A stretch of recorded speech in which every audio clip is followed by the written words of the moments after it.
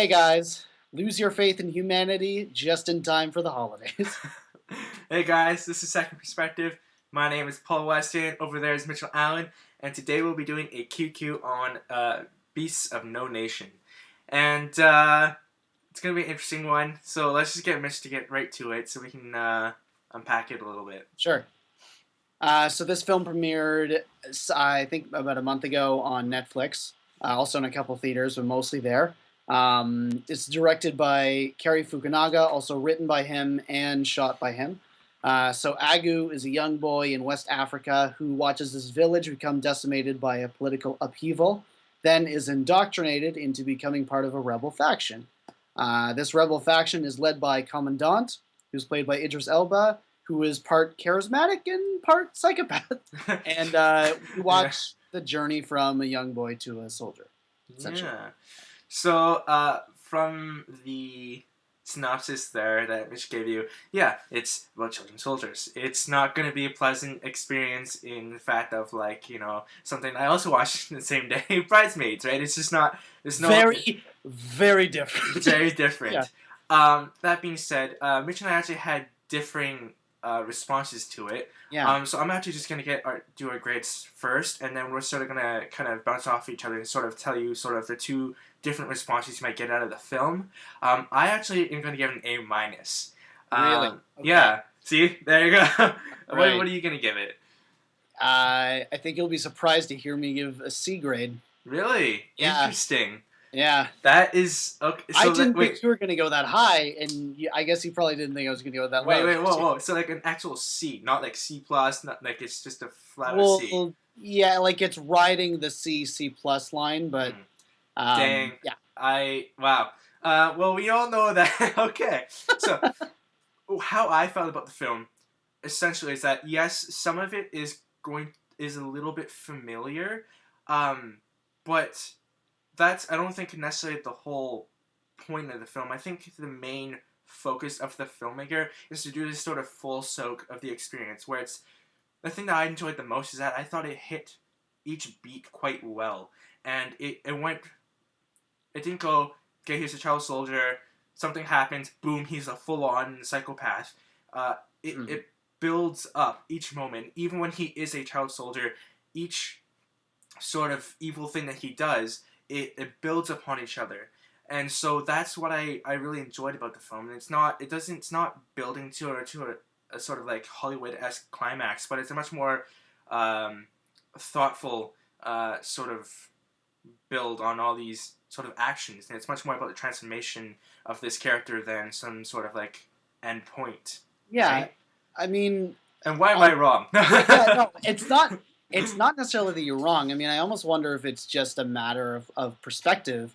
But where you saw, I mean, I feel like you saw a genuinely fascinating transformation of this character, whereas I sort of,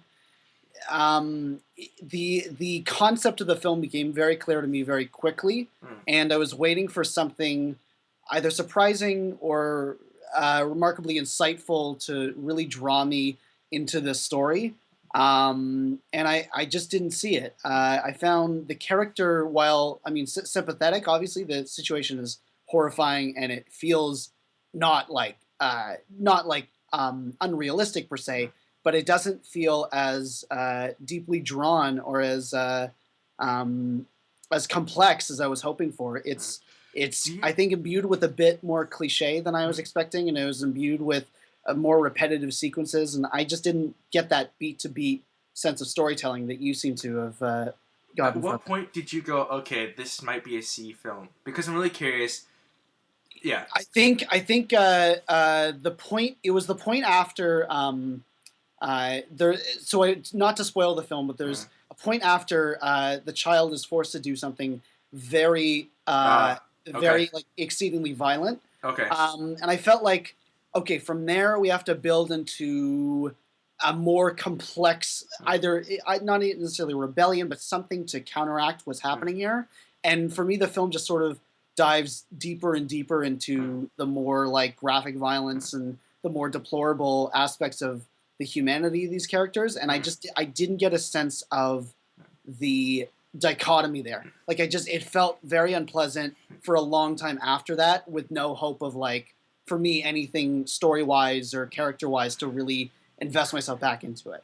What? Well, I mean, the thing that I drew out of all this is that like we often like a lot of us. I remember when I was in like grade 6, I had a bunch of people come in and talk to us like children soldiers and Yeah. um, watching these sort of documentaries and stuff like that, and it it often showed me sort of the end point or like just as they're getting indoctrinated. And like with this film, it felt like it was showing me of like how these seemingly very normal children can be turned into into these not characters but people that are just they're monsters and how they can end up who they are because like at least that's how I've always seen, right?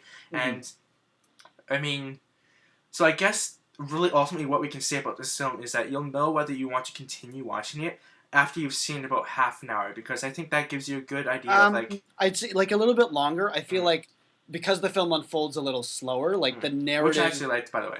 Yeah, which Mm, I understand as a strategy, but I think you get a sense of like the narrative probably actually closer mm, to like 45 minutes to an mm. hour, really. Because So, remember well, I the mean, by first that half point, hour was yeah, a little, fair yeah, enough. So, yeah. basically, anywhere from half hour to 45 minutes, you'll start to Mhm. get the idea. And if you're uninterested or what have you, I don't think it's going to change your mind. But if you are engrossed, like I was, about the details and sort of the whole, as I said, full circle kind of experience, I think you will like this film. Yeah. Other than If that, I could just add one more thing, yep.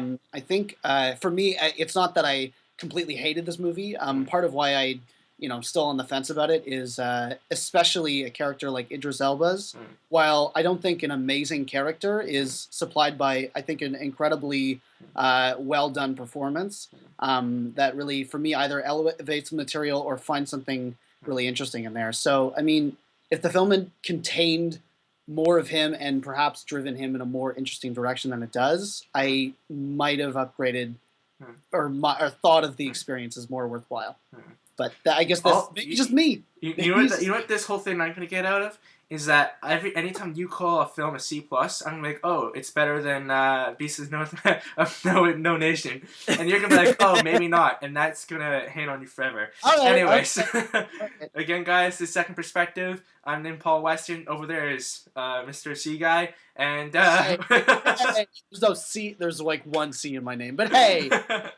all right, take care, guys.